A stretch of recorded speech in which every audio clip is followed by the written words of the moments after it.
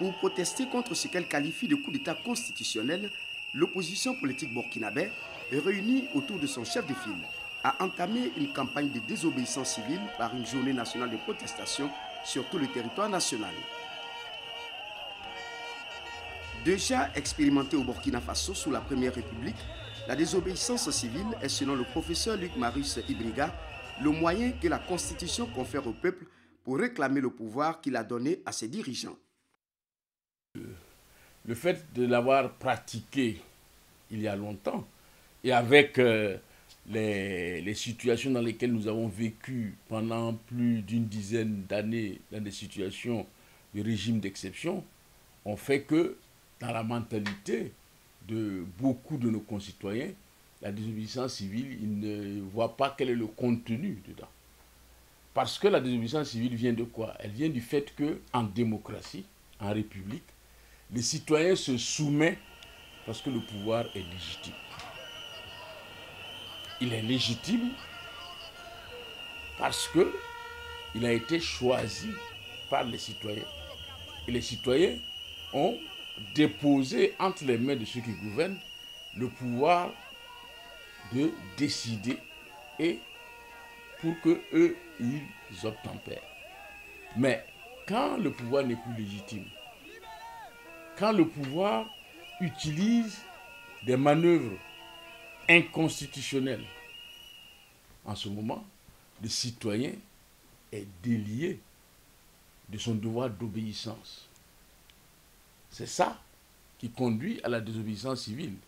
C'est-à-dire que, ne considérant plus les autorités comme investies de la légitimité de leur imposer quelque chose, les citoyens reprennent en quelque sorte leur souveraineté pour défier le pouvoir, en lui disant non, il faut revenir aux règles que prescrit la Constitution, il faut respecter le corpus juridique en la matière et en ce moment, nous accepterons à nouveau de nous soumettre aux règles que vous édictez.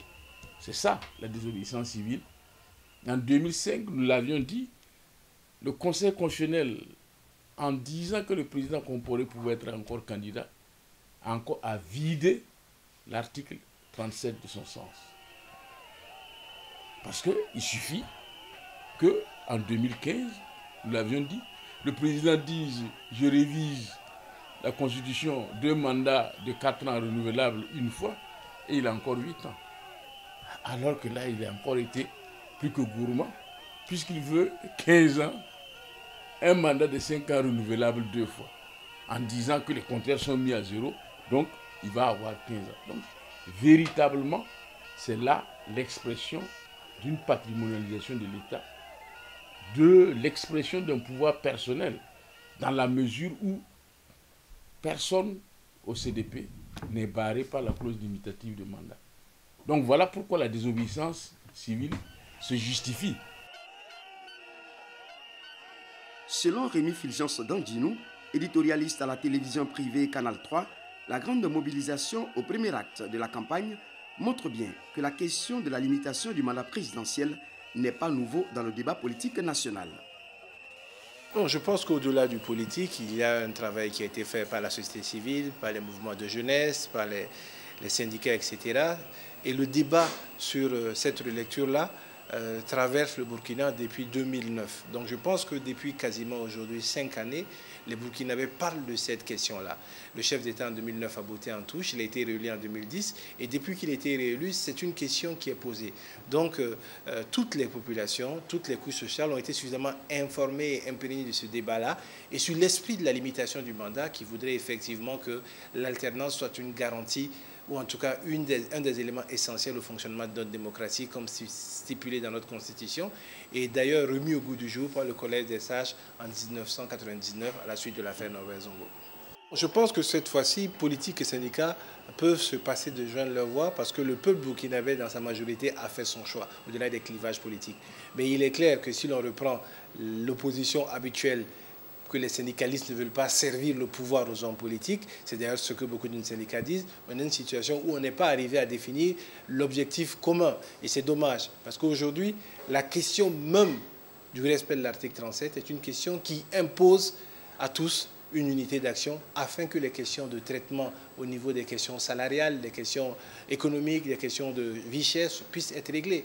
La base de ces problèmes-là, c'est la malgouvernance, c'est l'incurie qui est liée notamment au fait qu'on est dans un système qui, depuis 25 ans, n'arrive pas à se régénérer, dans un système qui s'est patrimonialisé, dans un système où l'attrait du gain est devenu l'élément premier qui anime les hommes politiques. Le gouvernement, en initiant le projet de loi, a fait clairement le choix de l'Assemblée nationale pour sauter le verrou de la limitation des mandats présidentiels.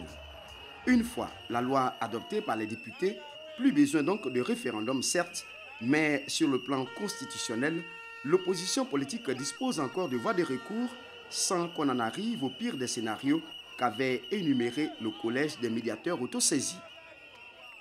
En Afrique, tout est possible. Et je pense que le président Compaoré, même s'il est encore président et ministre de la Défense, sait bien que même dans son sein, il y a cette possibilité de putsch militaire qui peut arriver.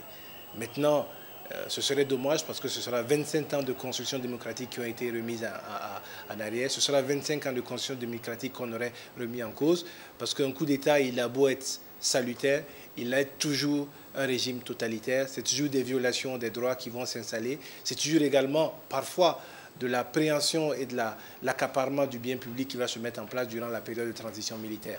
Donc je crois malheureusement que c'est une éventualité à ne pas éviter et ça reste d'ailleurs une des sorties de crise dont avait fait cas Jean-Baptiste Ouédraogo lors de sa proposition de solution à la crise en janvier 2014. Il y a 3 voies de recours possibles. Premièrement, il y a le Conseil constitutionnel. Et là, les députés de l'opposition ont la possibilité de saisir le Conseil constitutionnel, puisque maintenant, on dit 1/10 des députés. Avant, c'était 1/5. Maintenant, la révision de 2012 a encore diminué 1/10. Donc, je pense que les députés de l'opposition ont le 10e pour saisir le Conseil constitutionnel. Mais ils doivent faire vite.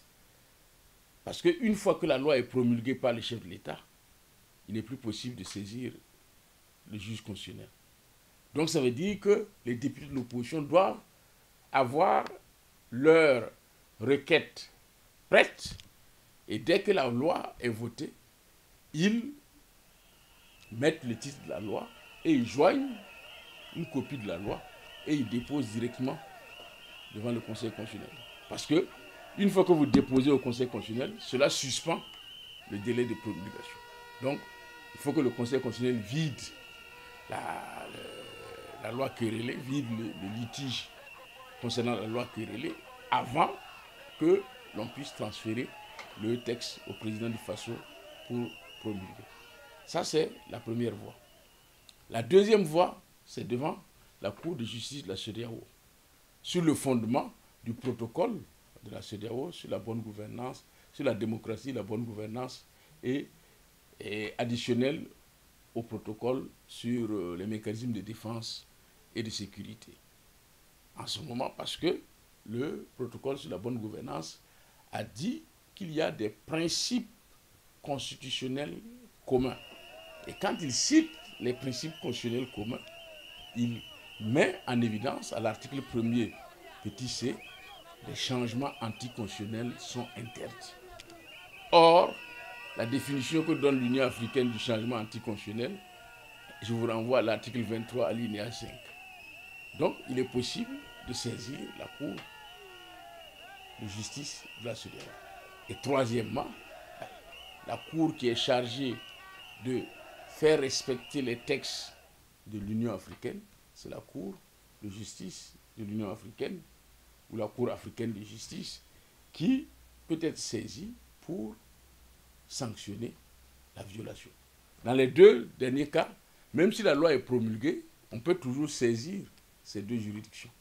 Mais pour le Conseil constitutionnel, il faudrait faire en sorte que on le saisisse plutôt avant la promulgation de la loi. Donc il y a 3 voies de droit possibles, mais j'espère que l'opposition va user de ces 3 voies de droit pour véritablement montrer que l'enjeu aujourd'hui de cette loi-là, ce n'est pas le Burkina.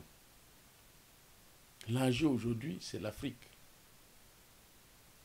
Parce que si les Africains édictent des textes et ne les appliquent pas, en ce moment, ça veut dire que, véritablement, il y a à désespérer de nos organisations d'intégration.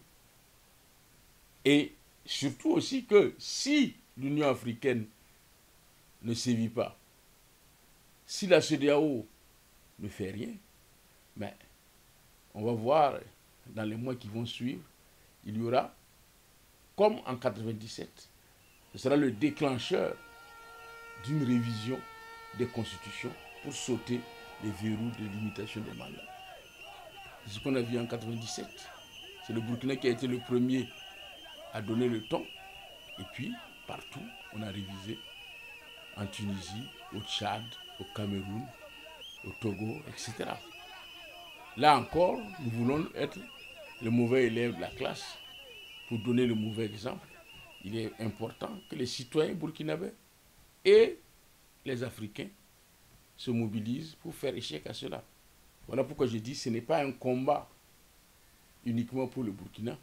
Parce que si les Burkinabés réussissent à faire échec à cela, c'est un pas de géant que l'Afrique va faire dans la construction démocratique. Droit Libre TV, la web télé 100% droits humains, 100% liberté d'expression.